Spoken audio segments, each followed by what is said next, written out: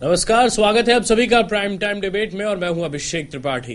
तो कांग्रेस, बीजेपी और आम आदमी पार्टी दिल्ली विधानसभा चुनाव के लिए तीनों ही पार्टियां तैयार हैं। लेकिन ऐसे में कांग्रेस की एक बड़ी चेहरा माने जाने वाली जयंती नटराजन ने एक धमाकेदार खुलासा किया है।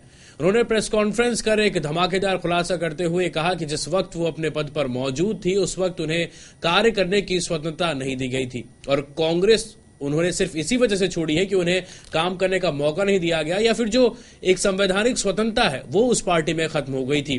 तो मौका मिलने के बाद भारतीय जनता पार्टी और आम आदमी पार्टी ने कांग्रेस को निशाने पर लेना शुरू कर दिया है। हालांकि कांग्रेस ने इन सभी आरोपों को खारिज किया और उनका कहना है कि अपने निजी हितों को फायदा पहुंचाने के लिए या फिर उन्हें साधने के लिए ही नटराजन ने इस तरह का दांव खेला है। तो ये देखना होगा कि कांग्रेस इस पूरे पलटवार से किस तरह से बच पाती है। पेश रिपोर्ट।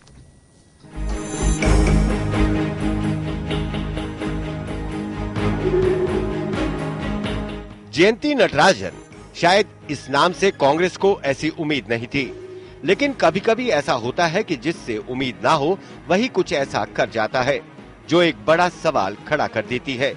और ऐसा ही कुछ किया है पूर्व केंद्रीय पर्यावरण मंत्री जयंती नटराजन ने।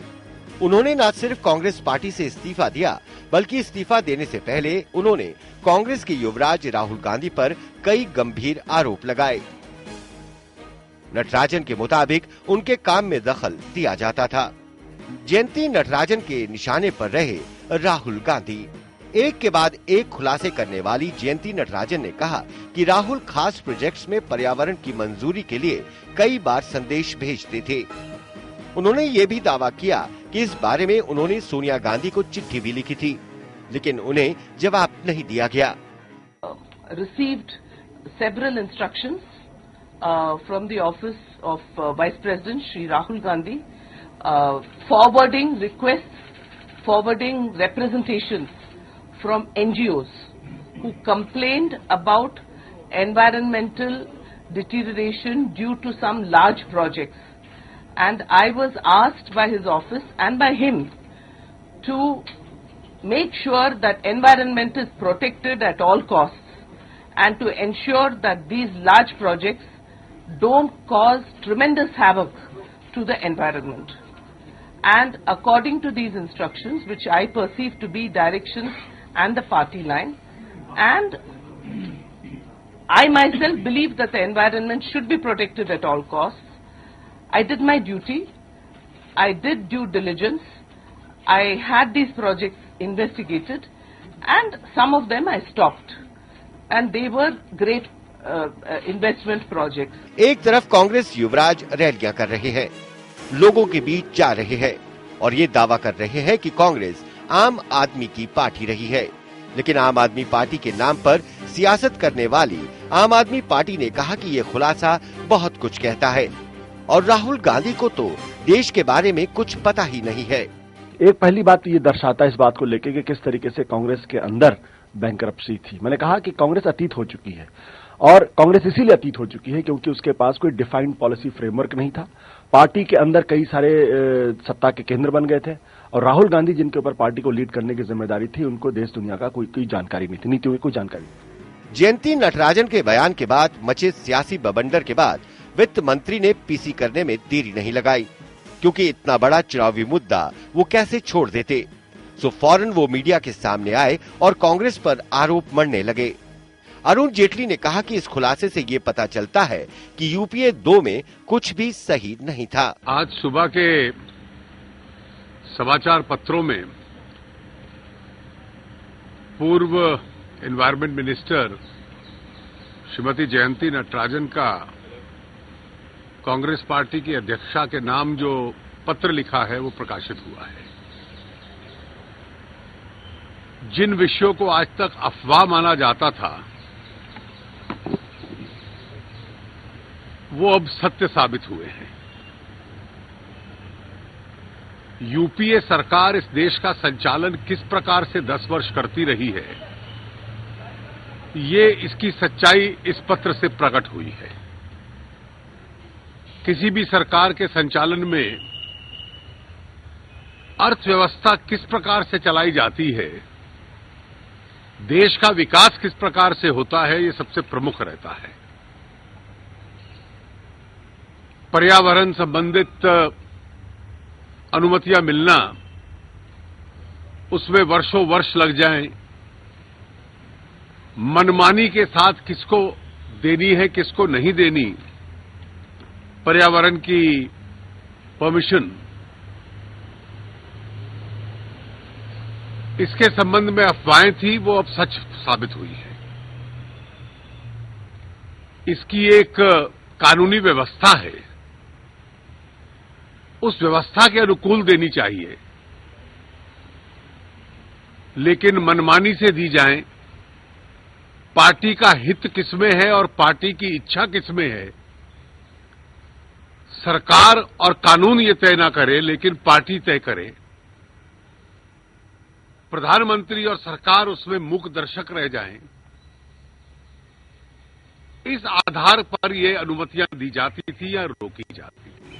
प्रकाश जावड़ेकर ने कहा कि जयंती नटराजन के बयान के बाद जो आरोप उन्होंने लगाए हैं वो बहुत गंभीर है और इस पूरे मामले से जुड़ी हुई फाइलों को दोबारा देखना पड़ेगा।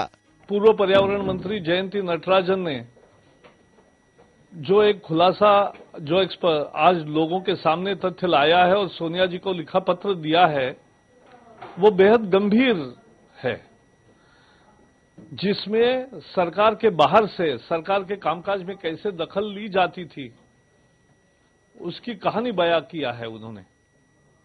और इसलिए अब मैं चूंकि पर्यावरण मंत्री हूं, पर्यावरण वन एवं जलवायु परिवर्तन का, तो इसके लिए मेरा कर्तव्य बनता है कि जिन मसलों का, जिन फाइलों का, जिन प्रकरणों का उन्होंने उसमें उल्लेख किया है, उसके बारे में मैं उन फाइलों को फिर से देखूं। कांग्रेस जिसका प्रदर्शन वैसे ही दिन ब दिन खराब होता जा रहा है, उसे हर प्रदेश में लगातार हार मिल रही है। अब दिल्ली में चुनाव सर पर है, ऐसे में जयंती नटराजन का ये खुलासा कांग्रेस के लिए नई सिरदर्द बन गया है, क्योंकि आप और बीजेपी अब इस मुद्दे को चुनाव के दौरान भुनाने में कोई कमी नहीं छोड़ेंगे। Bureau report, Gulistan news.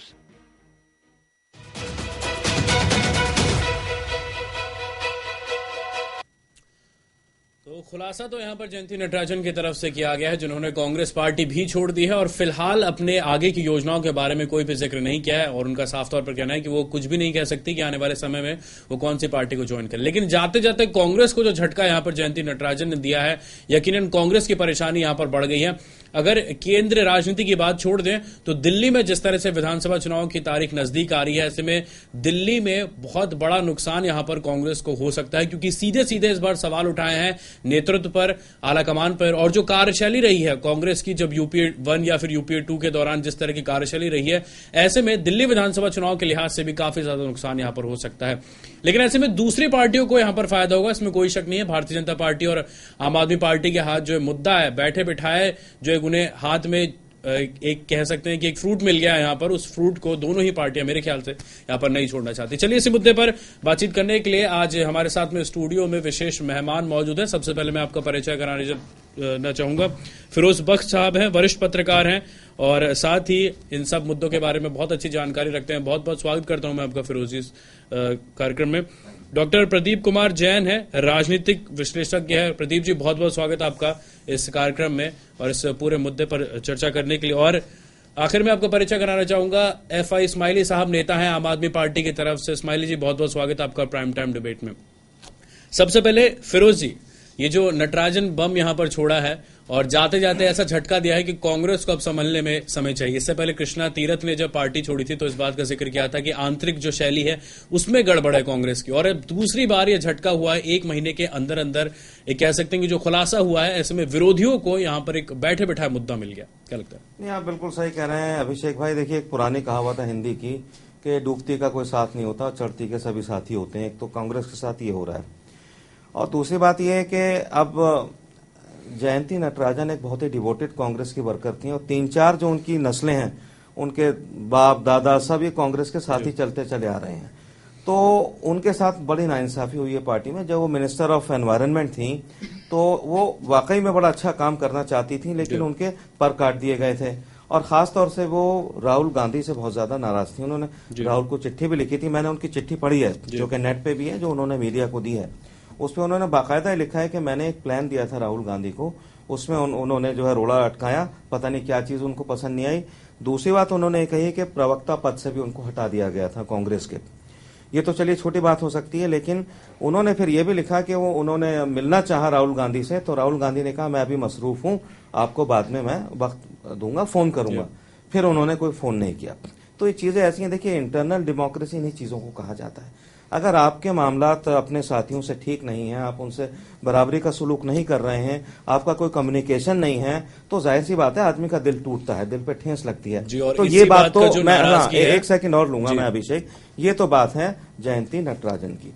अब मैं बात करूंगा कांग्रेस किस रास्ते पे चल रही है। मैं बताऊं कि कांग्रेस को जिन लोगों ने सपोर्ट किया है, महात्मा गांधी हैं, पंडित जवाहरलाल नेहरू हैं, खुद मेरे दादा मौलाना अबुल कलाम आजाद हैं, सरदार पटेल हैं। कांग्रेस इन लोगों के रास्ते से भटक चुकी है। कांग्रेस के अंदर परिवारवाद आ चुका है, और जब से सोनिया जी ने और उनके साहबजादे ने इस पार्टी को संभाला है, परिवारवाद तो नेहरू के टाइम से था, लेकिन वो बैलेंस करके चल रहे थे। इनके आने के बाद कांग्रेस पूरी तरीके से एक जो फैमिली है उसका ज्यादा उसकी जो डोमिनेशन है वो बिल्कुल सही आप कह रहे हैं, उसकी डोमिनेशन है। जन साहब क्या लगता है यहाँ पर कि लेकिन कांग्रेस की तरफ से इन सभी आरोपों को खारिज किया जा रहा है। कांग्रेस का कहना है कि जिस वक्त वो पद पर थी, जिस वक्त उन्हें फायदा मिल रहा था पद पर रहते हुए, तब इस बात का जिक्र क्यों नहीं किया? अब जाते जाते आपने झटका क्यों दिया? देखिए ऐसा है कि ये तो बड़ी एक बचकाना सी बात है कि पद में रहते हुए नहीं करा, बाद में क्यों करा, बाद में किया तो नहीं था। अब वो कांग्रेस ये तो कहेगी नहीं कि जो नटराजन कह रही है वो सब कुछ ठीक है। ये तो हम लोग कोई और भी होता तब भी वो ये ना कहती, ये तो क्या कहने एक अलग मुद्दा रहेगा। लेकिन ऐसी घटनाएं घट रही थी। बड़ी रोचक चीज है कि जब फिक्की के अंदर 2013 के अंदर वो एक भाषण दे रहे थे राहुल, तो वहां पर उन्होंने एक दिन पूर्व का जिक्र करते हुए कहा था कि भाई अडानी की फाइल वहां से क्लियर होगी, और जो और 3-4 हमारे एक निर्मा की वहां पर फाइल अटकी हुई थी, एक वो वहां पर क्लियर होगी। कई उन्होंने वहां पर नाम लिए थे उनके। इसका मतलब ये कि उस दौरान वहां पर ये सारी घटनाएं घट रही थी, ये बात। और अगले ही दिन जिस दिन फिक्की के अंदर ये कार्यक्रम होता है, उसके अगले ही दिन 9 मई की बात है ये 2013 की, और अगले ही दिन जो है वो जयंती नटराजन जो है उससे इस्तीफा मांग लिया जाता है। यानी कहीं ना कहीं तो कुछ घटनाएं घट रही थी जो आज निकल के बाहर आई। मेरा ये मानना है कि नटराजन गलत नहीं कह रही हैं। उन्होंने जो अभी फिरोज भाई ने बहुत अच्छी बात कही कि उन्होंने एक लेटर सोनिया गांधी का कहा है, और ये भी कहा है कि सोनिया गांधी के बहुत सारे लेटर हैं, यानी एक आध लेटर नहीं है, कुछ उसके अंदर जायज हैं, कुछ नाजायज हैं। वो किसको जायज नाजायज कह रही हैं ये तो बाद में। और वो फाइल जो है बाथरूम में पड़ी पाई गई हैं, जो चीजें हमारे सामने निकल करके आई हैं। तो नटराजन जो कह रही है, मेरा ये मानना है कि सारी बातें तो वो गलत नहीं कह रही, ये चीजें। और हम सब ये जानते थे कि भाई पूरी जो सरकार है, सारे मिनिस्टर्स हैं, वो कहां से चल रहे हैं, वो सोनिया गांधी के यहाँ से चल रहे हैं, वो राहुल उनको जो है वो डील कर रहे हैं। कोई भी एक मिनिस्टर, तो साथ ही उनका आरोप था कि राहुल गांधी जो है वो अपने हितों को या फिर कहीं ना कहीं इन्फ्लुएंस करते थे। जो फैसले थे सरकार से जुड़े, जितने भी फैसले थे उनमें इन्फ्लुएंस किया जाता था। इस्माइली जी क्या लगता है यहाँ कि जिस तरह की बात यहाँ पर भारतीय जनता पार्टी या फिर अन्य दल हमेशा से कहते रहे कि एक परिवार का डोमिनेशन है, लेकिन यहाँ सवाल ये उठता है कि राहुल गांधी या फिर कांग्रेस या फिर सोनिया गांधी अपने हितों को साधने के लिए क्या इन सब चीजों का इस्तेमाल किया करते थे यहाँ पर? क्योंकि जिस तरह का आरोप यहाँ पर जयंती नटराजन का है कि हर जो मसौदा था वो राहुल गांधी के थ्रू या फिर कहीं ना कहीं उनके टच में होता हुआ ही आगे बढ़ता था। अभिषेक जी, ये बहुत क्लियर हो रहा है। आप देखिए कि धीरे धीरे पर्दा उठ रहा है। अब ये समझ में आ रहा, देश की जनता के सामने ये बात आ रही है कि पिछले 65 सालों से जो दो पार्टियां थी, भारतीय जनता पार्टी और कांग्रेस, इन्होंने केवल और केवल औद्योगिक घराने के लिए काम किया। इनके फोकस पर औद्योगिक घराने होते थे, इंडस्ट्री होती थी, और ये सिर्फ उसके लिए काम करते हैं। ये जनता के वोटों से जीत के तो आते हैं, मगर काम केवल उनके लिए करते हैं। ये आज जयंती नटराजन के इस्तीफे के बाद समझ में आ गया। दूसरी चीज ये है कि आप ये देखें कि कांग्रेस में कंट्रोल किसका था? सोनिया गांधी का था, या प्रशासन पर, उस पर जो है एडमिनिस्ट्रेशन पर कंट्रोल किसका था? ये भी इस बात को दर्शाता है। राहुल जी का या उनके लोगों का आपस का जो ये मामला है, ये तो उनका इंटरनल मैटर है, हम लोग इस पर कमेंट नहीं करना चाहेंगे। मगर ये तय हो गया कि ये लोग देश की जनता के लिए काम नहीं करते हैं, ये केवल और केवल बड़े लोगों और कुछ खास तबके लिए काम करते हैं। भारतीय जनता पार्टी और कांग्रेस, आपने दोनों पार्टियों का जिक्र किया है, लेकिन यहाँ जो कि पर्यावरण विभाग को देख रहे हैं प्रकाश जावड़ेकर, उनका यहाँ पर कहना है कि जिस तरह के हमले या फिर जिस तरह के आरोप यहां पर आए उनकी तरफ से इस पूरे मामले की जांच की जाएगी, यानी कि जो पुराने घोटाले हैं अगर ऐसा कुछ हुआ है तो उस मामले की जांच यहां पर की जाएगी। तो सरकार ने तो स्वागत किया इस बात का कि चलिए आपको कहीं पे शंका है तो इस पूरे मामले की जांच करके और जो तथ्य है उनको सामने लाया जाएगा। ये तो कोशिश यहां पर है बीजेपी की तरफ से। अभिषेक जी, ये तो परंपरा है कि एक सरकार आती है वो दूसरे सरकार की जांच कराती है और फिर वो दूसरे सरकार की जांच कराती है, ये तो परंपरा रही है। आप ये देखिए, एडमिनिस्ट्रेशन में सरकार में आने के बाद वो जनता के लिए काम करने के बजाय वो यही आरोप प्रत्यारोप लगा कर एक दूसरे के जांच में जुट जाते हैं। तो सवाल ये उठता है कि पर्यावरण जो है एक बहुत ही एक तरह से बहुत ही डेलिकेट मुद्दा है पर्यावरण के मामले में। ये आप दिल्ली का हाल देख लिए, आप गंगा का हाल देख लिए, ये सारा क्या ये पर्यावरण से नहीं जुड़ा हुआ है क्या? तो इस पर इन सरकारों की क्या नीयत थी और इन्होंने क्या इस पर ठोस कदम उठाए, ये देश की जनता को मालूम है। जी, तो क्या लगता है बख्श साहब, क्या लगता है अभी ये खुलासे हुए हैं जो शुरुआती तौर पर है, क्या कुछ और ऐसे मुद्दे हैं या फिर कुछ और ऐसे मंत्री हैं जिन्होंने दबाव में कार्य किया है या फिर कुछ ऐसे फैसले जो उनकी लेने की इच्छा नहीं थी लेकिन उन पर हाईकमान की तरफ से इस बात का दबाव दिया गया? अगर ऐसे भी ये सारी चीजें आती हैं सामने तो वाकई जो वजूद है कांग्रेस का या फिर जिस तरह की फाइट लड़ने की कोशिश करी कांग्रेस, वो बहुत ज्यादा उसको नुकसान होगा इससे। देखिए त्रिपाठी जी, अगर आपने संजय बारू की किताब पढ़ी होगी जिसमें उन्होंने अच्छा खासा खुलासा किया है, और वो सबसे ज्यादा नाराज जो है मनमोहन सिंह जी से नजर आते हैं।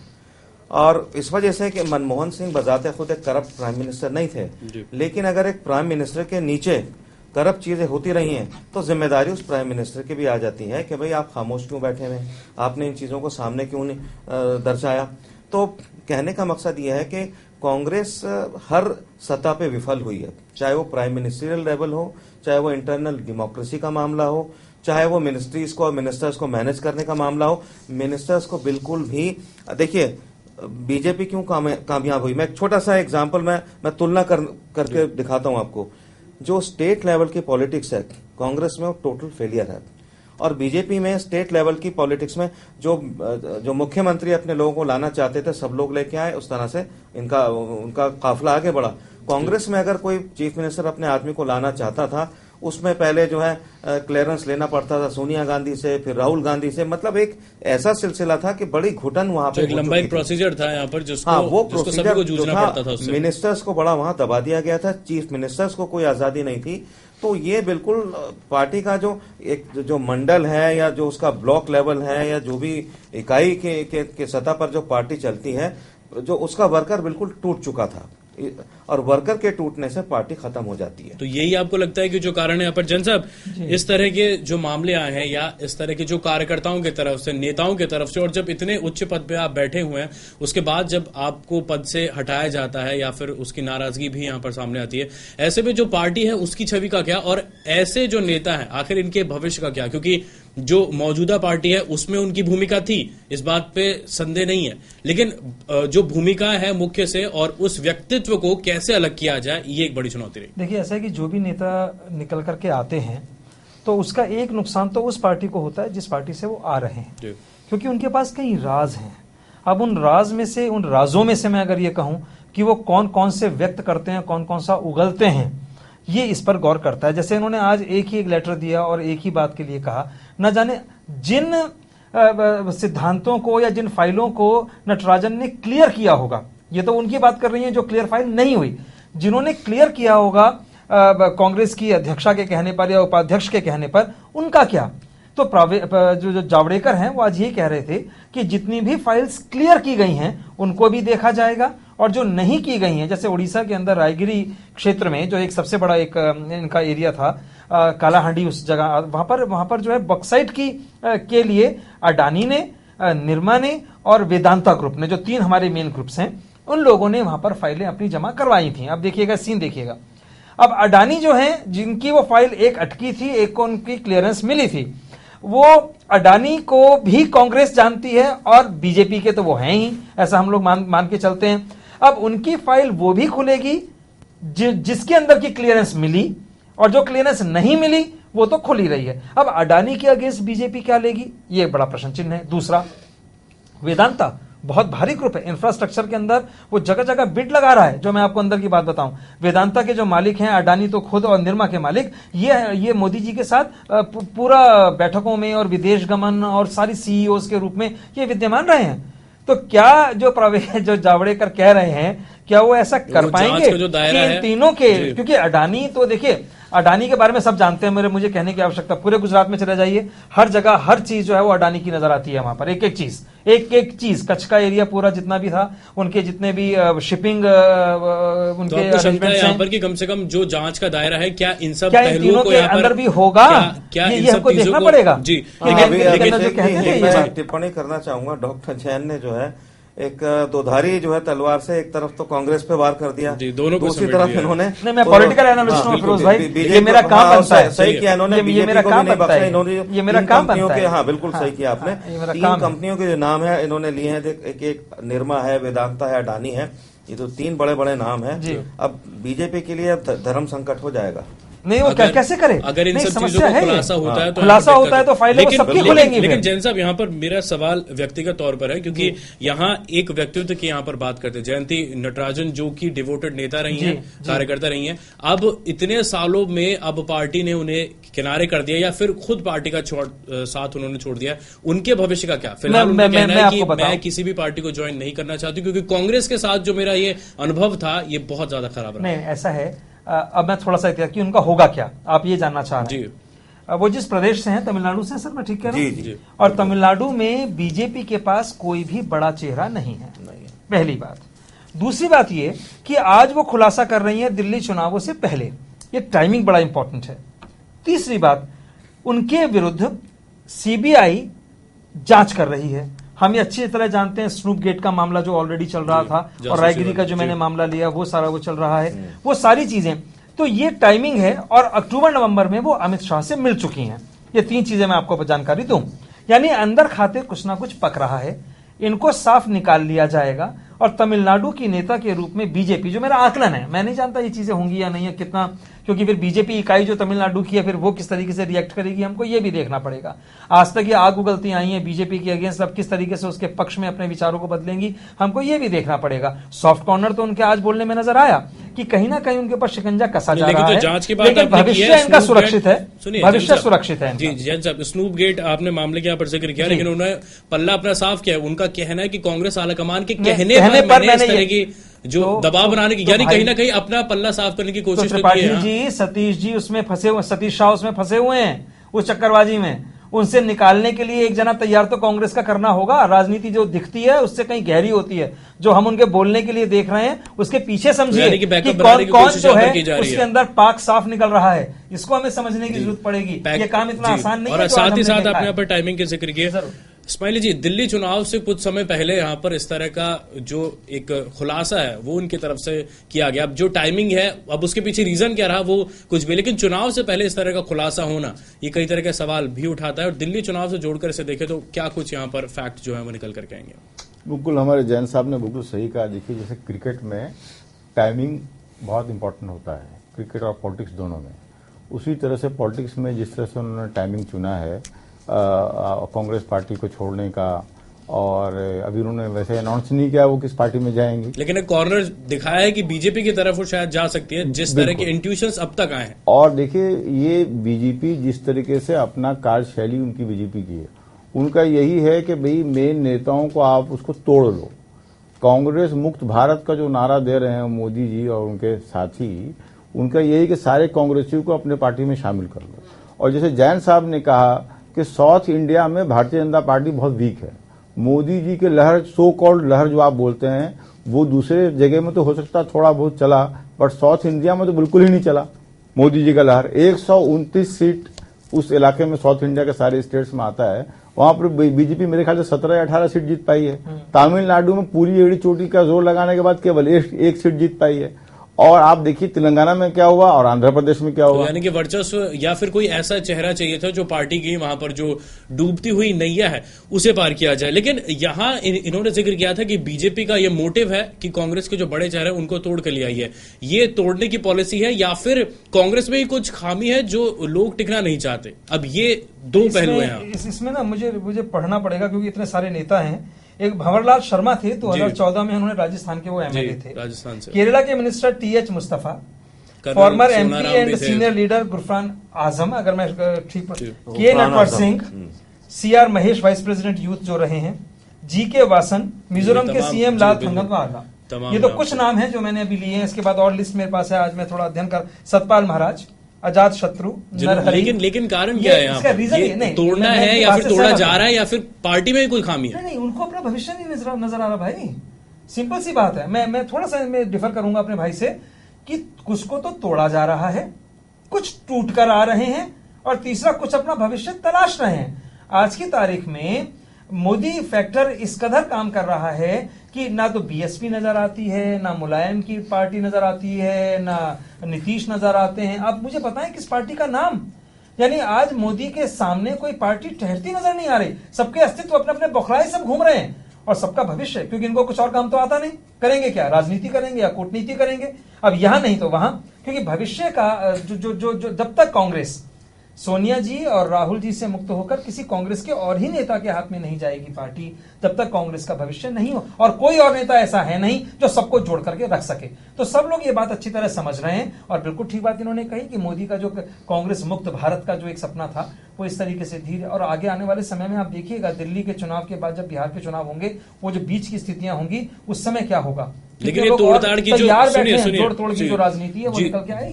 दल बदलने की जो राजनीति है उसका जिक्र किया है आपने, तो क्या ये भविष्य तय है कि भारतीय जनता पार्टी का भविष्य अच्छा है, या जिसको नहीं दिख रहा है, जिसके पास में संभावनाएं नहीं है, वो सीधा जाकर के बीजेपी में जाए, क्योंकि इसका भविष्य कम से कम यहाँ एक श्योरिटी है?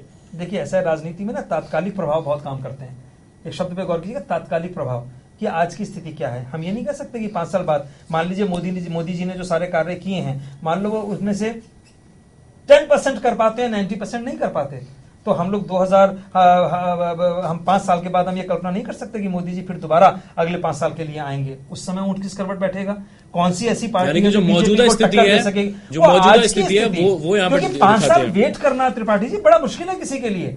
कोई कैसे निकम्मा खाली बैठ सकता है? वो नोटों के बैग भर भर के आ रहे हैं और आदमी के घर में एक फोन कॉल भी नहीं है, उनके लिए तो जीना मुहाल हो जाएगा, जिसको 10 साल की आदत पड़ी हुई है। बिल्कुल यहाँ फायदा लाने की सब क्या लगता है यहाँ पर जो एक परिवार का डोमिनेशन है, जिस बात का यहाँ पर जिक्र किया गया है, कांग्रेस को अगर उससे दूर करना है, क्या ऐसा कोई और चेहरा है अब कांग्रेस में जो इन तमाम टूटे हुए पहलू को एक साथ लाए, या फिर पार्टी में एक नई जान फूके केंद्र स्तर पर?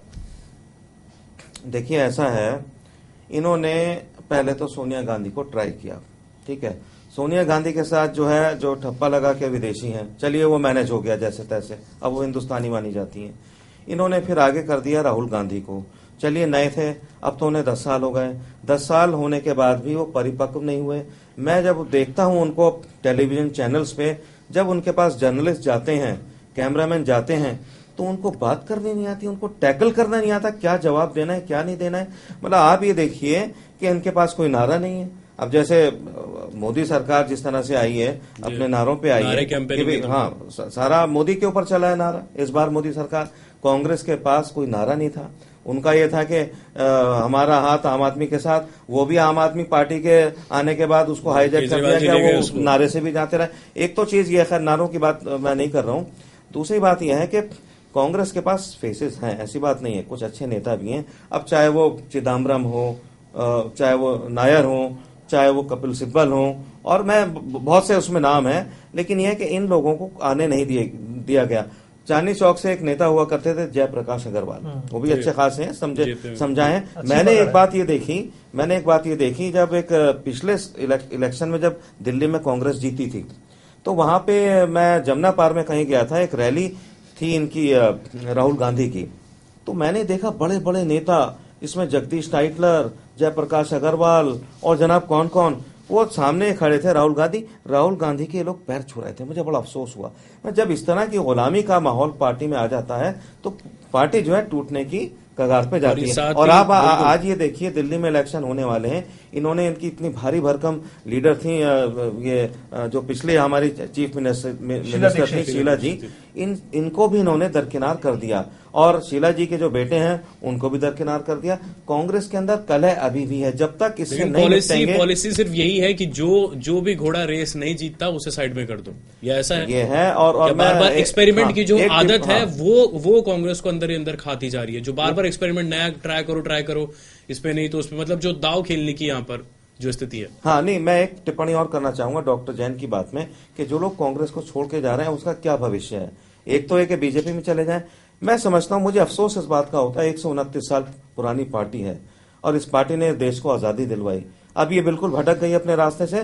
दूसरी बात ये, मैं बीजेपी को भी ठीक नहीं समझता जिस तरह से ये पै दर पे आम आदमी पार्टी के लीडरों को इंक्लूड कर रहे हैं, कांग्रेस के लीडरों को इंक्लूड कर रहे हैं, कि जो भी कुछ अच्छाई बीजेपी में जनता को नजर आ रही है, इन लोगों के जाने से, दल बदलू लोगों के जाने से बीजेपी का भी तो फिल्ट्रेशन है यहाँ पर। मेरा ख्याल ये है, मेरा ख्याल है, या फिर जो प्रमुख चेहरे त्रिपाठी जी, मेरा ख्याल ये बीजेपी को सख्ती से इन लोगों को मना कर देना चाहिए, ताकि ये इधर के रहे ना उधर के, ताकि कांग्रेस में भी सफाई है। लेकिन अगर उस व्यक्ति विशेष की छवि अच्छी है, उसने अपनी पार्टी के दौरान, चाहे वो पार्टी कोई भी रही हो, लेकिन उसने अपने कार्यकाल के दौरान अच्छाई से काम किया, तो इसमें नुकसान क्या है? व्यक्तित्व तो अच्छा है। जिस व्यक्ति की छवि अच्छी है, देखिए जयंती नटराजन, मैंने कहा 4 पुश्तों से उनके बाप दादा सब कांग्रेस के साथ लगातार सांसद भी रहे हैं, लेकिन चूंकि वो वफादार है, गांधी फैमिली की बहुत बड़ी वफादार है, वो उनके पूरे जितने भी खानदान है, तो उनको बड़ा आघात हुआ है। मुझे लगता नहीं कि शायद वो बीजेपी में जाएंगी। उनका तो जो करियर था,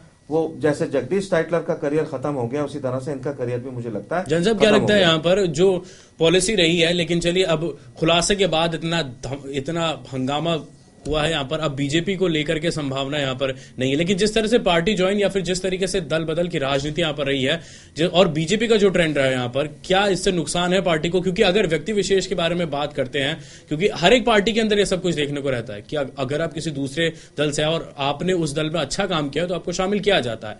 अगर बीजेपी की पॉलिसी है तो इसमें नुकसान क्या है? नहीं, देखिए ऐसा है कि ये तो राजनीति ना संभावनाओं पे चलती है।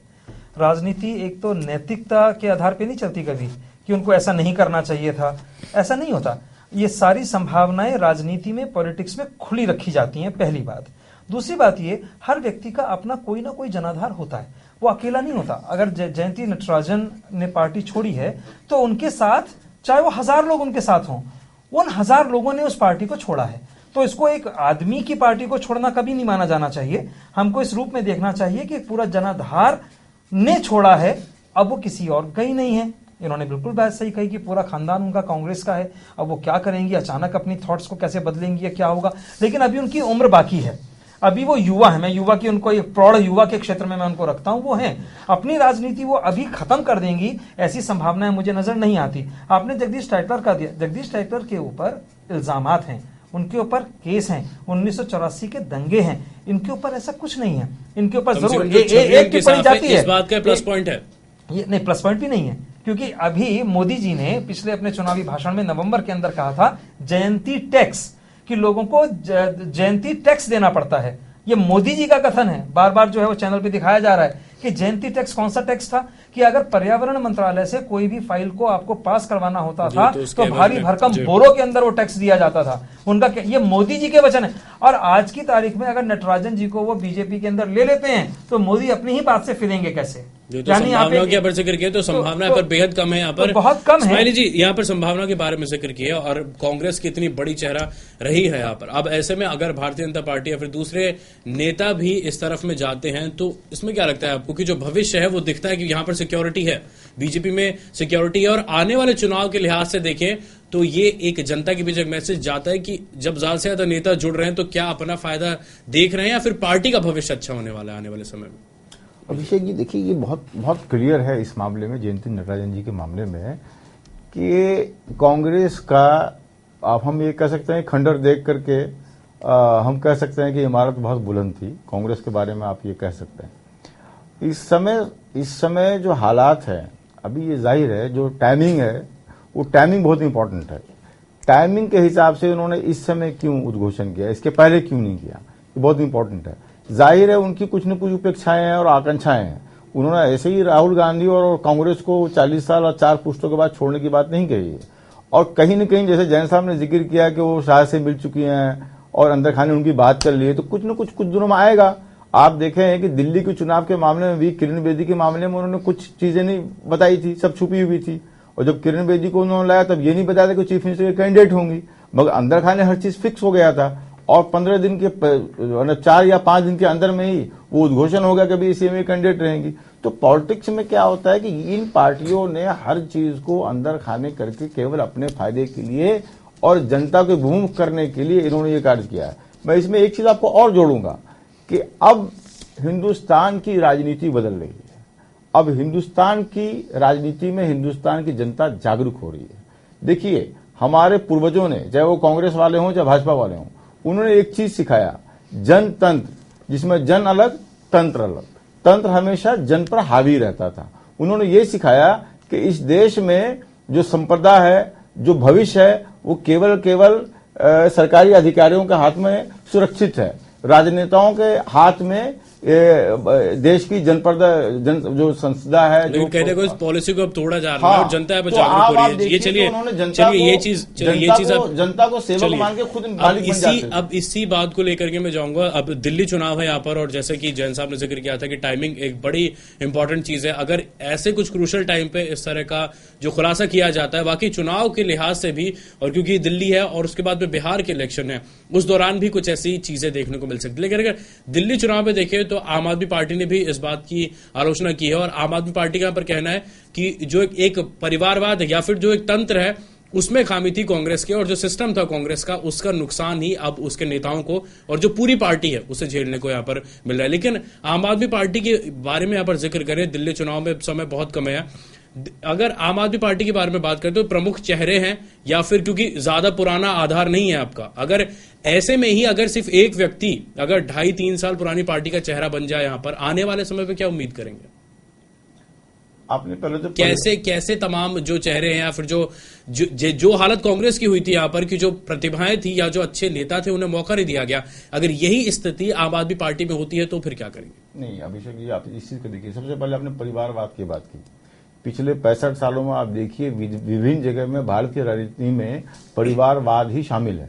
आप जम्मू कश्मीर से शुरू कीजिए, फारूक अब्दुल्ला और उनके परिवार, हरियाणा में भी इसको पंजाब में आइए, प्रकाश सिंह बादल, लेकिन अगर दिल्ली के महाराष्ट्र में आइए, आप उनका शिवसेना का परिवार, आप बिहार में जाइए लालू यादव का परिवार, उत्तर प्रदेश में आइए मुलायम सिंह उनका परिवार, परिवारवाद की राजनीति। और दिल्ली में आइए तो राहुल गांधी, सोनिया गांधी और प्रियंका गांधी का परिवार झेल रहे हो यहाँ पर। इसी बात को नुकसान है। बख्श साहब कुछ कहेंगे? नहीं, मैं सुन रहा था इस्माइली भाई को, परिवारवाद की बात कर रहे हैं। मैं थोड़ा सा उनको बताना चाहूंगा कि जिस पार्टी से ये आते हैं, आम आदमी पार्टी, परिवारवाद तो ठीक है उसमें नहीं है, लेकिन व्यक्तिवाद है हर जगह। अरविंद केजरीवाल हर जगह ब्रांड फेस उन्हें दिखा। और मैं ये भी कहना चाहूंगा, मैं इनको जानता हूं, काफी अरसे से जानता हूं, 2-2.5 साल से लगे हुए हैं अपनी पार्टी में। लेकिन यह है कि इनको जो स्थान मिलना चाहिए था, अरविंद केजरीवाल और उनकी टीम ने इनको स्थान नहीं दिया। ये अच्छी बात है, ये वफादारी से अपने पार्टी के साथ पेश आ रहे हैं, लेकिन इंटरनल डेमोक्रेसी आम आदमी पार्टी के अंदर भी नहीं है। उसका खमियाजा इसको कहीं ना कहीं भुगतना पड़ सकता है। पहली टिप्पणी तो ये थी। और दूसरी टिप्पणी मेरी ये है कि जहां तक आम आदमी पार्टी का ताल्लुक है, बहुत ज्यादा हमें उसके बारे में यानी एक पॉजिटिव हम अप्रोच नहीं रख सकते, बहुत ज्यादा खुशफहमी में नहीं रह सकते।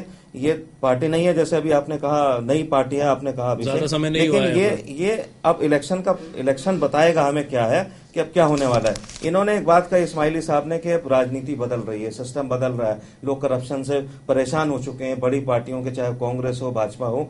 लेकिन जहां तक इनकी पार्टी का ताल्लुक है, इन्होंने जिस तरह से अपनी जिम्मेदारी से भागे हैं, इनको भगोड़ा कहा जाता है तो बुरा लगता है, तो इनके अभी जो है कुछ सिस्टम ठीक नहीं चल रहा है। और मुझे ये डर है कि अगर अरविंद केजरीवाल आगे जाके चीफ मिनिस्टर बन गए तो दिल्ली का तो सत्यानाश पिटना है। कभी रेल भवन पे लेटेंगे, कभी कुतुब मीनार पे, कभी लाल किले पे हंगामा या फिर जो है वो अनशन करते नजर आएंगे।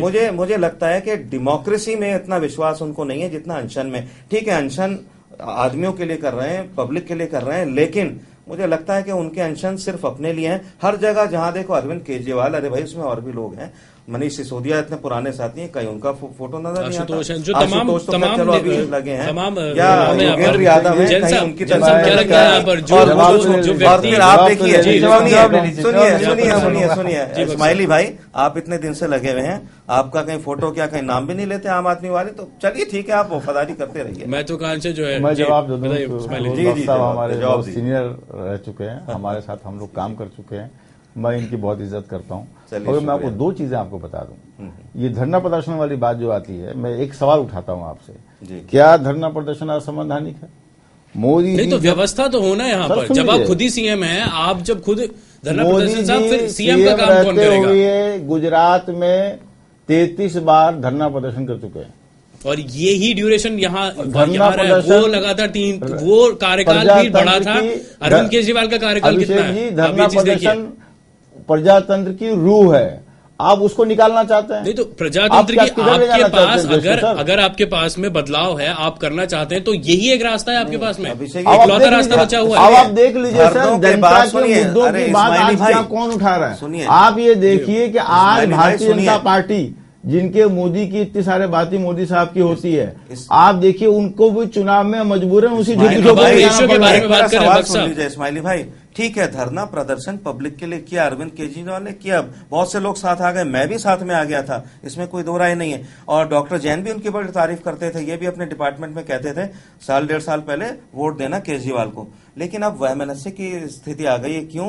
धरनों के बाद अब वो चीफ मिनिस्टर बन गए, चीफ मिनिस्टर के बाद उनको जिम्मेदारी से, बुर्दुबारी से, सीरियसली उनको सरकार चलानी थी, जो उन्होंने नहीं चलाई, और इसका खमियाजा उनको भुगतना पड़ेगा। जिस तरह से यू टर्न लेते रहे, जो झूठ बोलते रहे, और घमंड में आके किसी को ना फोन का जवाब, ना, खैर ये तो बहुत बड़ी बात है, फोन का जवाब तो किसको शायद अपने घर वालों को भी नहीं देते होंगे, लेकिन कोई फायदा यहाँ पर बीजेपी को हुआ है। जैन साहब, जी बिल्कुल, जैन साहब, बीजेपी ने 5 सवाल फिर से दाग दिया है यहाँ पर, और एकदम यहाँ पर फायर किया है। यहाँ पर 5 सवाल, इससे पहले के जो 5 थे उस पर उत्तर नहीं आया यहाँ पर, लेकिन जो फिर से 5 सवाल यहाँ पर दिए हैं बीजेपी ने, यहाँ पर तमाम सवाल है। ऐसे में आम आदमी पार्टी को घेरने की कोशिश है यहाँ पर, और जो जिम्मेदारी से बचने के लगातार आरोप रहे हैं केजरीवाल पर, उन्हें और ज्यादा मजबूती देने की कोशिश यहाँ पर बीजेपी की तरफ से की है। नहीं, ये तो इसमें तो बिल्कुल ठीक है। देखिए, दोनों तरफ से राजनीति खेली जा रही है, उधर से वो कुछ सवाल दागते हैं, इधर से इन्होंने एक पूरा कंपेन किया। तो ये तो कह रहे हैं कि हम बहस के लिए तैयार हैं यहाँ पर, लेकिन बहस हो या फिर सवाल के जवाब हो, क्या चीज यहाँ पर? नहीं, अब मुझे लगता नहीं है कि बहस का समय है। ये समय ना बहस का नहीं है, बहस का समय बहुत पहले होता है। ये समय अब तो 8-10 दिन रह गए, हमारे पूरे 7 दिन रह गए, अगर हम लोग मान के चले, तो ये बहस की स्थिति तो ये है नहीं। दूसरी बात ये है कि मैंने ये उन्होंने ठीक कहा कि एक व्यवस्था परिवर्तन जिस समय हो रहा था, अन्ना मूवमेंट चल रहा था, तो हम भी उसके अंदर थे, हमने भी उस चीज को देखा। सब पूरा हिंदुस्तान एक तरीके से एक उस स्थिति में हो गया था, जुड़ गया था। तो उस समय में लगा था कि ये व्यक्ति कुछ करेगा, आगे आएगा। जनमानस ऐसे बदलता है, हम लोगों का भी बदला था, हम लोगों ने भी उसमें कहा, कभी प्रत्यक्ष रूप से हम उसमें शामिल नहीं रहे, लेकिन बाद की जो स्थितियां रही उसमें लगा कि व्यक्ति महत्वाकांक्षी ज्यादा है और उसकी व्यक्तिगत महत्वाकांक्षाएं बहुत ज्यादा है। अच्छा, राष्ट्र के लिए, अपने राज्य के लिए कितना कर पाएगा ये समय बताएगा। लेकिन एक बात मैं जरूर कह दूं कि अगर केजरीवाल की सरकार दिल्ली में बन जाती है, तो मोदी साहब की तो नाक में वो नकेल जो है वो डाले रखेंगे। कोई ना कोई ऐसा शगुफा, कोई ना कोई एक ऐसी स्थितियां रहेंगी कि दिल्ली को सुचारू रूप से वो खुद ही चलाने में इंटरेस्टेड नहीं होंगे, क्योंकि उनके फिर क्या होगी, 5 साल की सत्ता उनके हाथ में होगी। और जैसे वो वाराणसी भागे थे दिल्ली को छोड़कर, ऐसे और राज्यों में वो अपनी स्थिति को मजबूत करना शुरू करेंगे। पैर मजबूत करने की कोशिश यहाँ पर। इस्माइली जी, क्या लगता है यहाँ पर? अगर इससे पहले जवाब दें, एक टिप्पणी इस्माइली भाई मैं करना चाहूंगा, फिर इकट्ठा आप जवाब दीजिए, इनका भी मेरा भी। देखिए, ऐसा है, जैन साहब ने बिल्कुल सही कहा, वो एक जगह टिकते नहीं है। कभी वो IRS ऑफिसर थे, उसके आयाराम गयाराम भी बने बाद में, लेकिन जिस तरह से उन्होंने इस्तेमाल किया अन्ना को, आई रियली मार्वल। जिस तरह से अन्ना को इस्तेमाल किया, औरों को इस्तेमाल किया, उनकी पॉलिसी है use and throw, tissue paper की तरह इस्तेमाल करते हैं। और इस्माइली भाई को भी इसका अंदाजा होगा, इस्माइली भाई नहीं बोलेंगे क्योंकि पार्टी से जुड़े हुए हैं, लेकिन मैं चूंकि पार्टी से बाहर आ चुका हूं, इतनी वहां घुटन थी, इतना ज्यादा वहां पर, ये समझिए कि बिल्कुल आजादी नहीं थी, बिल्कुल गुलामाना वहां पर। हाँ, तो कहने का मतलब ये कि अरविंद केजरीवाल साहब जो है, थोड़ा सा सही तरीके से अगर वो चलते हैं, तो मैं समझता हूं कि बहुत आराम से वो आज की तारीख में मैं समझता हूं आराम से वो चीफ मिनिस्टर बन सकते थे। लेकिन मुझे ऐसा कुछ नजर नहीं आ रहा है। वो उनकी पॉपुलैरिटी जो थी वो बिल्कुल खत्म हो चुकी है। खासतौर जैसे जैन साहब ने कहा, दिल्ली को छोड़ते नहीं, दिल्ली को लेके चलते हैं और वो प्रधानमंत्री बनने के चक्कर में इस चले बात गए। को लेकर के जो और छवि है जनता के महत्वाकांक्षा सामने, उनकी इतनी ज्यादा है, जी। महत्वाकांक्षा के साथ उनके अंदर घमंड बेतहाशा है, गुरूर और तकब्बुर इतना ज्यादा है कि सीधे मुंह किसी से बात नहीं करते हो। तो दुनिया ने पर जो आरोप है लगातार कांग्रेस की तरफ से भी, बीजेपी की तरफ से भी सवाल पे सवाल है। यहाँ पर बहस की बात तो चलिए ठीक है, लेकिन अनशन अनशन से क्या कुछ चलेगा इस्माइल जी? मैं आपको जवाब दे दूं अभिषेक जी। भक्त साहब हमारे बहुत जैसा बताया मैंने सीनियर साथी हैं और मैं ज्यादा टिकट टिप्पणी नहीं करना चाहूंगा, मगर मैं आपको एक बात का जवाब दूं। पहले जैन साहब ने जो बताया कि 5 सवाल जो किए जा रहे हैं, और बहस का समय नहीं है।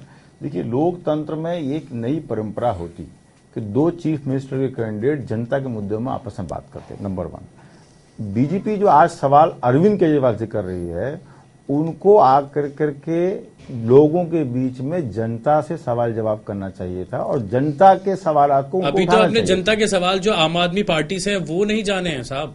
अभी जो जनता जो जानना चाहती है अरविंद केजरीवाल से 49 दिन के जो कार्यकाल को लेकर के जितने सवाल है वो तो दागे ही नहीं है। ये तो वो सवाल है जो पार्टी के हैं। यहाँ पर अभी जनता में नाराजगी कितनी है आपको इस बात का अंदाजा नहीं है। सर अभिषेक जी, आप ये देखिए कि अरविंद जी कितनी बार मेट्रो में बैठे, कौन से गाड़ी में बैठे, पहली बार बैठ, मेरी बात सुन लीजिए, कब सोए कब उठे, इससे दिल्ली के आपने लगातार बीजेपी पर यूटर्न की बात कही कि तमाम मुद्दे हैं, काला धन है, ये सब है। अरविंद केजरीवाल ने कितने मुद्दों पर यूटर्न लिया है वो सवाल किसी ने नहीं पूछे। उस बात को लेकर के जनता में गुस्सा है, लेकिन इस बात को उठाया नहीं जा रहा, वो अलग बात है।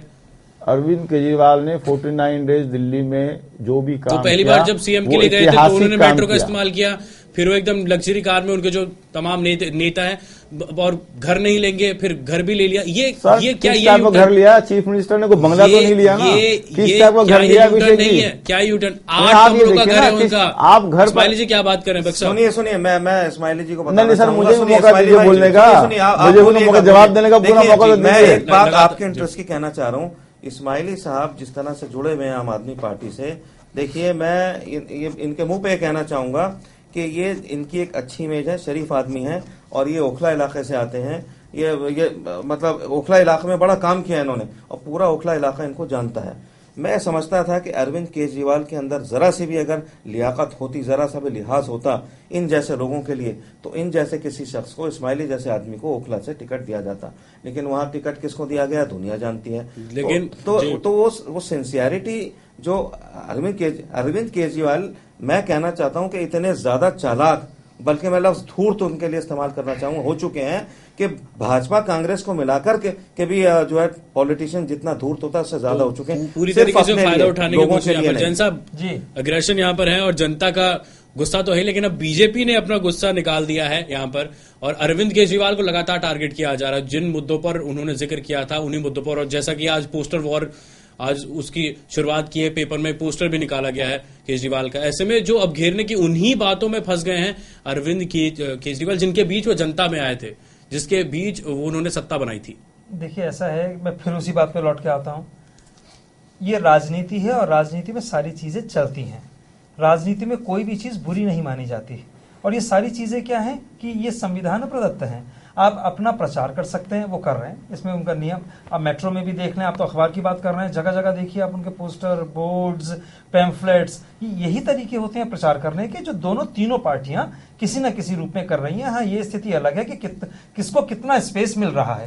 पहली बात, यहाँ एक बड़ी रोचक चीज चल रही है, ये लोग आपस में एक दूसरे से सीख रहे हैं। यानी बीजेपी वाले वो टैक्टिस अपना रहे हैं जो आप अपनाया करती थी या कर रही है, और आप वाले वो कर रहे हैं जो बीजेपी। आपको याद होगा एक समय ऐसा था, सारे के सारे आम आदमी पार्टी का कॉपी कैट दोनों पार्टियां कर रही हैं। आम आदमी पार्टी देश में सारे पार्टियों को राजनीति सिखा रही है और वो सीख रहे हैं। सरकार छोड़ने के बाद कि हम सिखाए लोग करने के तरीके सिखाए लोग होते तो आज इतना डरते नहीं, सीखे सिखाए लोग होते तो। ये सरकार छोड़ने के बाद में आप ही का स्टेटमेंट था कि हम लोग अभी सीखने से 1.5 साल सबसे पहले महात्मा गांधी ने 1918 में किया था, वो आप ना भूलें। उसकी शुरुआत पहले कोई केजरीवाल ने, मैं वही तो कह रहा हूँ कि अनशन को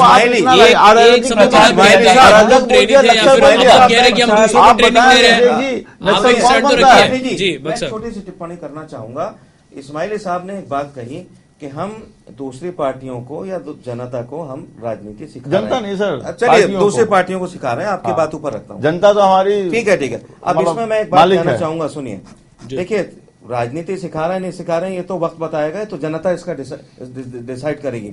लेकिन मैं एक बात ये कहना चाहता हूं, एक डोमिनो इफेक्ट आम आदमी पार्टी का जरूर पड़ा है कांग्रेस और बीजेपी पे, कि दोनों अब शरीफ बनके, अच्छे बनके एक मॉरल रास्ते पे चलना चाह रहे हैं। ये बात मैं इसको एक्सेप्ट करना चाहूंगा कि जो जिस तरह से अपने को प्रोजेक्ट किया शुरू में आम आदमी पार्टी ने अन्ना के वक्त से, अब बीजेपी बिल्कुल वही कर रही है, कांग्रेस भी वही करना चाह रही है। लेकिन कांग्रेस के साथ बदकिस्मती यह है कि जिस राज्य से वो चली गई वो दोबारा उसमें वापस नहीं आई। हमें डर इस बात का है कि दिल्ली से जो गई है कहीं ऐसा ना हो यहाँ पर भी वापस ना आए। लेकिन कांग्रेस को अपने को सुधारना होगा, और जिस तरह से आम आदमी पार्टी ने कांग्रेस का खात्मा किया है, कांग्रेस को अपने गिरेबान में झांकना होगा कि मुझे आगे क्या करना है रिवाइवल के लिए। जी, और यहाँ पर जैन साहब पिछली बार जैसी स्थिति है, या अगर इस बार, क्योंकि आप तो न्यूट्रल हैं और काफी हद तक आप जानते भी हैं कि अगर ऐसी स्थिति यहाँ पर होती है यहाँ पर, और पिछली बार का जैसा कि जिक्र किया था समर्थन नहीं लिया जाएगा और जो सारी चीजें, लेकिन बाद में लिया था नहीं लिया था, आम आदमी पार्टी का मानना है कि उन्होंने समर्थन नहीं लिया है और सिर्फ कांग्रेस ने अपनी इच्छा से दिया। अगर वैसी स्थिति यहाँ पर बैठती है तो क्या समीकरण यहाँ पर रहेंगे, या फिर जनता भरोसा कैसे करे कि जिस कांग्रेस के खिलाफ अरविंद केजरीवाल आवाज उठा रहे हैं, पिछली बार भी उठाई थी, इस बार भी उठा रहे हैं, लेकिन अब उस आगे जाकर के उसका समर्थन है, उसका साथ नहीं लिया जाएगा, जनता में यह भरोसा कैसे जाएगा? मैंने परसों भी शायद कहा था ये कि एक तो हंग असेंबली हम लोग देख रहे हैं दिल्ली में अगेन। मान लीजिए अगर स्थिति ये होती है कि बीजेपी को क्लियर कट मैंडेट मिल जाता है, फिर तो कोई स्थितियां क्लियर है, कोई दिक्कत नहीं है। मान लीजिए अगर 2, 4, 5 सीट की भी कमी रह जाती है जैसा कि पिछली असेंबली के अंदर थी, तो दोबारा किसी भी हालत में केजरीवाल सीएम बनेंगे। ये बात मेरी आप याद रखिएगा, चाहे उनको कांग्रेस से सपोर्ट लेना पड़े, चाहे जो निर्दलीय हैं या जो अदर्स हैं उनका सपोर्ट लेना पड़े, वो किसी भी तरह वो तो कहते हैं कि वो सीएम पद चाहते नहीं है, वो सिर्फ इसलिए कि ताकि वो बदलाव ला सके। नहीं ऐसा कुछ सीएम पद पर बैठकर ही बदलाव लाया जाता है, और आप कहीं और पर बैठ करके नहीं ला सकते बदलाव। जी जैन साहब, बदलाव का बहुत अच्छा मौका दिया था, लोगों ने भरोसा किया था उनको। फिरोज भाई, ये बात तो मैंने कही नहीं, वो तो वजीर आज़म बनने चले गए, यानी उनको, क्योंकि अगर अब नहीं तो कभी नहीं, इस बात को याद रखिएगा। तो केजरीवाल के लिए इस बार सत्ता में आना बहुत जरूरी है, वरना इनकी पूरी पार्टी जो है वो बिखर जाएगी। मैं आपको पार्टी के रूप में देखते ही नहीं हूं, 8-10 लोग हैं जो पार्टी को चला रहे हैं, 8-10 लोग हैं जो पूरी पार्टी को चला रहे हैं, सिर्फ 11वां आदमी उसके अंदर कोई है नहीं। और जैसे ही ये पार्टी को ये पता लगेगा कि हम सत्ता में नहीं है, आप देख लीजिएगा एक एक आदमी जो है वो। जैन साहब सुनिए, मैं एक छोटा सा मैं एक पॉइंट कहूंगा। देखिए, हालांकि मैं मुखालिफ हूं आम आदमी पार्टी का, जो भी वजूहात हैं आपने सुन ली हैं, कुछ बहुत सी वजूहात मैंने नहीं बताई हैं, लेकिन अभी भी मैं कहना चाहूंगा कि आने वाले दिनों की जो सियासत होगी, कम से कम दिल्ली की बात कर रहा हूं, आम आदमी पार्टी उसमें रहेगी और अरविंद केजरीवाल उनकी टीम भी रहेगी। बावजूद इसके मैं इनको पसंद नहीं करता हूं, लेकिन आपने एक बात का यहाँ पर जिक्र किया था कि कहीं पर भी ठहरते नहीं है यहाँ पर। अगर सीएम बन जाते हैं यहाँ पर, उसके बाद पड़ाव पे पड़ाव रहेंगे, अनशन पे अनशन, और जैसा कि नरेंद्र मोदी ने जिक्र किया था कि अराजकता फैलाने की कोशिश यहाँ पर जो दूसरे दल है, हालांकि मेंशन नहीं किया था, लेकिन आम आदमी पार्टी ने इसको अपने ऊपर लिया है यहाँ पर। तो जिस तरह की शैली रही है आम आदमी पार्टी के कार्य की, क्या उससे विकास होगा?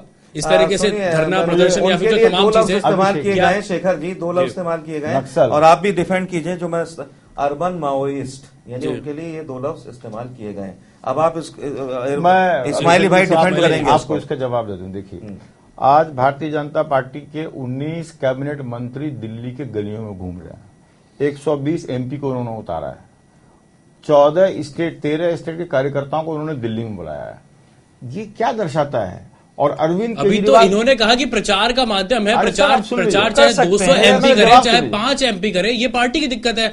आपको क्या लगता है कि बीजेपी में इतना डर है कि वो अपने तमाम जो एमपी है, सांसद हैं, एमएलए है, सबको क्यों ला रही है यहाँ पर? आपको क्या लगता है कि यहाँ पार्टी का डर है उन्हें, या फिर ये उनके प्रचार की स्टाइल या फिर शैली? मैं आपसे ये सवाल पूछता हूँ कि आपको क्या लगता है कि मैं आपसे जानना चाह रहा हूँ, क्योंकि आपका यहाँ पर तमाम जो आपके नेता, सुनिए इस्माइली जी, जो आपके तमाम नेता है उनका कहना है कि बीजेपी डर गई है, बीजेपी में डर है कि इतने सांसदों की फौज जो लाए हैं यहाँ पर, बीजेपी जानती है कि आम आदमी पार्टी उन्हें दिल्ली में पटखनी दे सकते हैं। लेकिन जैन साहब ने जैसा जिक्र किया, प्रचार का अपना अपना स्टाइल है।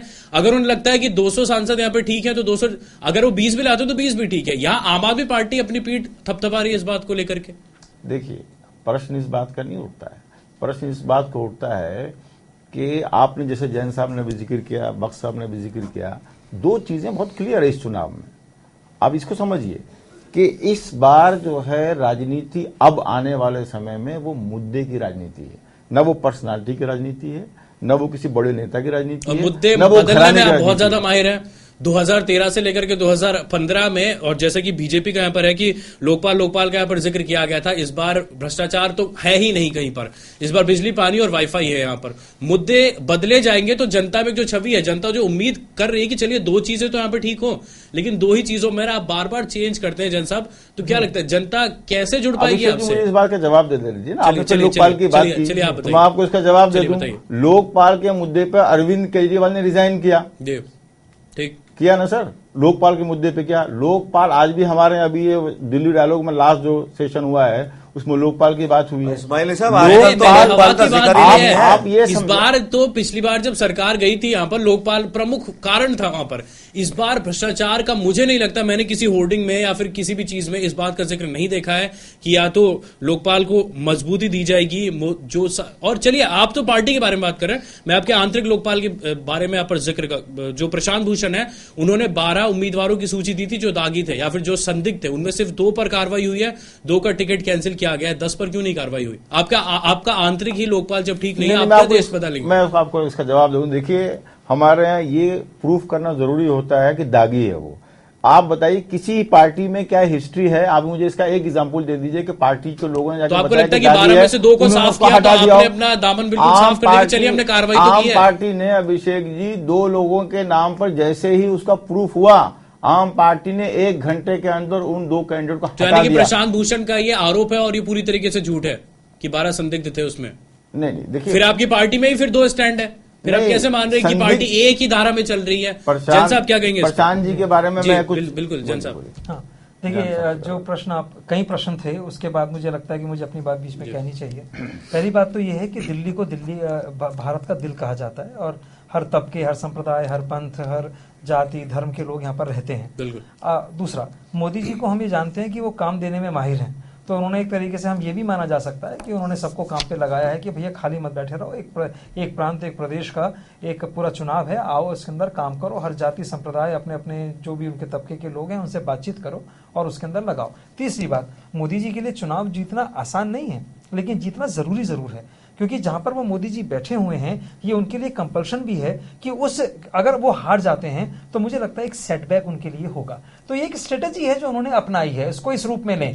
हम जब ये कहते हैं जी उन्होंने 20 इन लोगों को 120 सांसदों को उतार दिया, फलाना फलाना, ये एक राजनीति का एक स्टाइल है। डॉक्टर कहना चाहूंगा, मोदी जी का स्टाइल है, लेकिन मेरा ख्याल ये है, सुनिए इस्माइली भाई आप भी सुनिए, कहीं ठीक है उन्होंने ड्यूटी पे लगा दिया, प्रधानमंत्री हैं, किसी को भी कहीं ड्यूटी पे लगा सकते हैं, लेकिन एक बहुत बड़ा टैक्टिकल एरर कर रही है ये भाजपा, और वो ये है कि ये जिस तरह से अटैक कर रहे हैं अरविंद केजरीवाल पे, अरविंद केजरीवाल उतना ही पॉपुलर हो रहे हैं। तो बीजेपी ने बहुत भारी गलती, पहले तो सबसे बड़ी गलती बीजेपी ने ये की, वो सोचते रहे इंडिया का इलेक्शन जीतने के बाद फौरन दिल्ली में इलेक्शन करा देना चाहिए था, हवा में ले जाते हो। लेकिन उन्होंने ये सोचा जब अटैक करने से पॉपुलरिटी आई तो फिर कांग्रेस और आप लगातार नरेंद्र मोदी जैसे फैक्टर की बारे में उन्होंने सोचा। लेकिन चलिए दिल्ली विधानसभा चुनाव से जोड़ करके हमने उस पूरे मुद्दे को देखा और जिस तरीके से यहाँ पर जयंती नटराजन ने खुलासा किया है, कांग्रेस को लेकर के एक बड़ा खुलासा यहाँ पर किया है कि कांग्रेस में जो कार्यशैली है या फिर जो काम करने का स्टाइल है उसमें घुटन होती है, इस शब्द का भी इस्तेमाल